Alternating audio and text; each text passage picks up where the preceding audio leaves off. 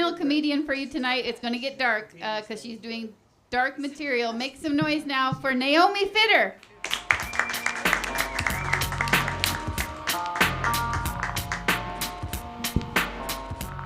Yes, thank you. With this face, I will do dark material. Thank you all for being here. You all seem very kind. It's too bad I'm terrified of people.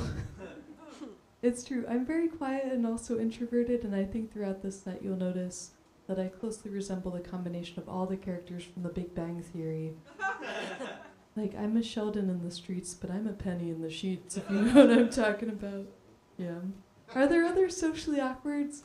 I just want to give you a sample of my normal joyous material before I switch cylinders here. Any socially awkwards? That's a very appropriate volume for us. I'm so proud. So proud of us here tonight. I too am a socially awkward individual, and as such, I often use sound effects in place of normal human words. Like, woohoo means I'm really tired and I'm trying to keep myself awake. Or shoo shoo shoo means I'm Midwesternly talking to you, but I've become uncomfortable and would like to leave. Or wee means I'm repressing my rage at rush hour traffic into a tiny ball within myself. It will explode about biannually.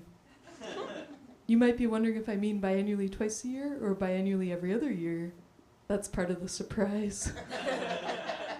So that's my normal bubbly self, but here tonight, my normal socially awkward, happy, smile awkward, uncomfortable self.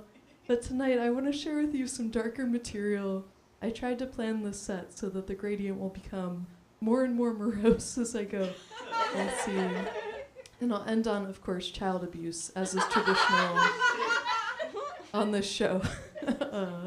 Yes. I'm originally from Ohio. Are there other original Ohioans here tonight? No? Yeah. That's right. Oh, wow. You escaped. Where from? Now I'm doing crowd work in my set only. Me too. Wow. All right. We're going to talk later. But, so you know this, but like, Ohio is a pretty tame place. Like, so tame that one year I surprised my grandpa on his birthday with a birthday card that declared still sexy at 70 and featured a whistling Playboy bunny. And it was so shocking that it killed my grandma. She died that very day of a brain aneurysm. It's true.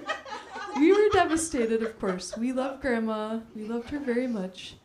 But later, while going through her things, they're like, this is darker than I thought it would be. I'm just getting started. Later, while we were going through her things, we found these silken Playboy bunny pajamas in her closet. Grandma approved.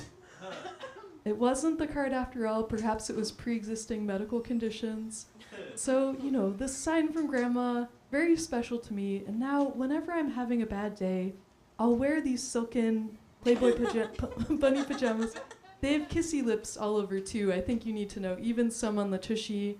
I'll wear these out and about wherever I'm going for the day. And if anyone points out their mild inappropriateness, questions them, I'll just say, you know, it's okay.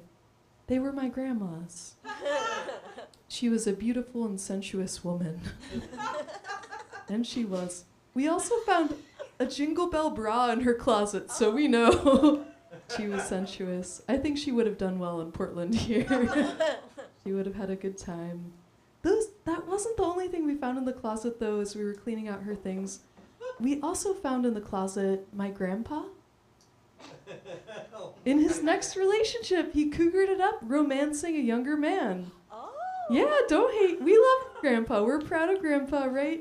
He did it up. He did it right. So, you know, Grandpa, when he met this younger man, he fell really hard for this guy, John. He fell, like, so hard. He fell so hard he was laying on the ground for 14 hours before anyone called for help.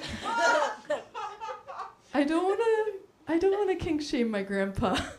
Loved him too very much. But I think if your BDSM leads to heart failure, you've gone too far. Do we agree, Portland? I don't know. We get pretty kinky up here. How's your heart failure going in the house tonight? Hopefully not at all. But we do live in the U.S., so I don't know. It's a high risk high risk. But yeah, I don't know. We don't know totally. I don't think that he was suffering from Alzheimer's, but I am pretty sure he forgot his safe word. Too dark. Too dark. No. We're finding the line. We're finding the line. We're towing it. Yeah. I know you're a little hesitant too. Like, would he approve of these jokes? He did pass away, by the way, from this floor incident. Later on, would your dead grandpa approve of these jokes about his demise? But among all of my comedy material, my dead grandma jokes were his very favorite. So I'm pretty sure he would be okay with it. So I propose just like a little round of applause. Clap it up for my dead grandpa, who I imagine is now part of the big orgy in the sky. He can hear us. He knows he's loved. I think like he may have been holding on. He was in the hospital for several months after the floor incident. He was actually there until I gave birth to my own child. This came up in the last set. I too am a parent, 2-year-old and a 4-year-old, quite the journey. And he ended up passing away on the very day that I gave birth to my second child. I know. Kristen's laughing uncontrollably. Because you know what I'm going to say. How I think of this event, sad although it is, I do like to think that we both yeeted a human spirit that day. And when I wrote that joke, I did have to ask my spouse if it was yeeted or yeeted out. That's how you know my age, but maybe not my birthday month. I don't know. At the end of the set, we'll all guess what my sign is. I'm giving some mixed signals. He held on for a while in the hospital at the time, and I think he may have been holding out until I had my second child, his second great grandbaby, to like fulfill that old Midwestern quota, that expectation that to die in good standing, you have to have had 2 great grandchildren and have tried anal at least once. I'm proud of him. He's breaking walls. He's breaking down barriers, Grandpa. So, Ohio as a home state, very mixed feelings about it, often disappointed in my home state of Ohio. Like, you've seen the headlines. I don't have to explain it to you. But since Ohio is so uncomfortable with its sexuality, and since it's disappointing me on and off so frequently, I've written a series of boob-themed jokes about Ohio, like the best way I can think of to drag its name through the mud. Are you up for this? It leads somewhere dark, I promise. It leads to darkness. In modern apparel, it's difficult to find wardrobe pieces that cover my Cleveland. Don't stare at it too long, or it's a Cincinnati. That one's for us. That one's for us. My spouse is a big fan of my Columbus. When you see these girls out a walking, you'll say, "Holy Toledo!" And despite the kids, I still like to say they're still reasonably perky, Youngstown. Clap it up for Youngstown. Cincinnati. Oh, she's clapping very quietly, but I feel the support. So Youngstown is actually the town where I received my very first ever kiss. First kiss in Youngstown, very romantic city. Yes. So this gentleman kissed me, and then he said, "I kissed you, and you can't tell your best friend Stephanie, or I'll kill her." What? So now I have the depression. The depression. Yes, a lot to work through there. Even in that 5 minutes of band bus, it was on the band bus. You knew it just by looking at me. That's where I got hot and heavy. A lot of firsts on the band bus. I was in marching band for 15 years, you guys. It gets sexy though. It's not a bunch of virgins. A lot of long drives. Time to experiment. So this happened on the band bus, and it's affected me throughout my life. I was recently diagnosed with double depression, which apparently is like low-grade depression with another layer of depression that goes up and down. Double depression.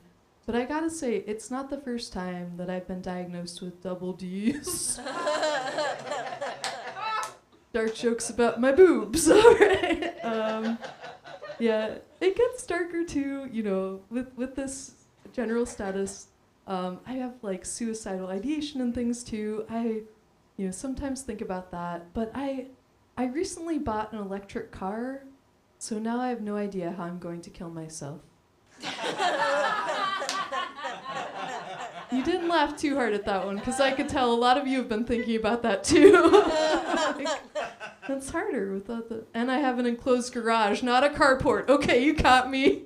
You caught me. I'll check my privilege. I did promise that I end on something about child abuse, so I will. Are there other parents in the house? We interviewed a couple. Couple were chuckling proactively at the joke about eating humans. So some of you are familiar with this, but I've noticed that young children make like the best free weights ever. Maybe they grow at such a nice gradual pace that their gains keep matched perfectly with your gains. I mean, look at this. Look at this, everybody. You can clap it up, even if you're on a date. You can woo at my bicep. Look at this. This is not from hitting the gym. This is from hitting my baby. I'm a mandatory reporter in the state of Oregon. So I always have to end my set by clarifying that that one was just a joke. Thank you all. You've been so wonderful. Yell my sign as I walk back to my seat. You've been wonderful. I'm Naomi Fitter.